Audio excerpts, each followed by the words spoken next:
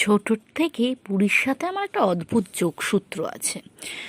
আমার মুখের প্রথম অন্ন ছিল পুরীর মহাপ্রসাদ। ঘটনাচক্রে পরবর্তীকালে আমি পুরীতে বহুবার গেছি, তবে রথযাত্রার সময় পুরী কোনোবারই যাওয়া হয়নি। কয়েক বছর আগে খিদিরপুরের পুরীর মন্দিরের আদলে নির্মিত জগন্নাথ দর্শন করতে গিয়েছিলাম।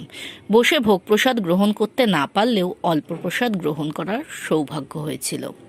রথের দিনে দুপুরে যখন সবাই মিলে দুপুরের খাবার খাচ্ছিলাম, তখন দাদা শোনালেন একাদশীর দিন পুরীতে কেন অন্ন গ্রহণ করা হয় তার বৃত্তান্ত। আমরা সকলেই জানি যে শাস্ত্রমতে একাদশীর দিন অন্ন গ্রহণ করা উচিত নয়, কিন্তু জগন্নাথ দেবের নির্দেশে এই প্রথা মন্দিরে চালু হয়। কাহিনী অনুসারে একবার ব্রহ্মাদেব একাদশীর দিনে পুরীর মন্দিরে জগন্নাথ দেবের অন্নপ্রসাদ গ্রহণ করলে একাদশী দেবী ক্ষুণ্ণ হয়ে তার ক্ষমতা ব্রহ্মদেবকে দেখালে জগন্নাথ দেব দেবীর আচরণে ক্ষুব্ধ হন এবং জানান যে বছরের সব দিনেই তার মহাপ্রসাদ যে রূপে পাওয়া যাবে সেইভাবেই যেন গ্রহণ করা হয়। পুরীর মন্দিরে যখনই গিয়েছি দেখেছি সাক্ষী গোপাল মন্দিরের কাছাকাছি ছোট্ট যে মন্দিরটি আছে সেখানেই রয়েছে দেবী একাদশীর মন্দির। কথিত আছে যে জগন্নাথ দেব দেবী একাদশীকে এখানেই বেঁধে রেখেছেন।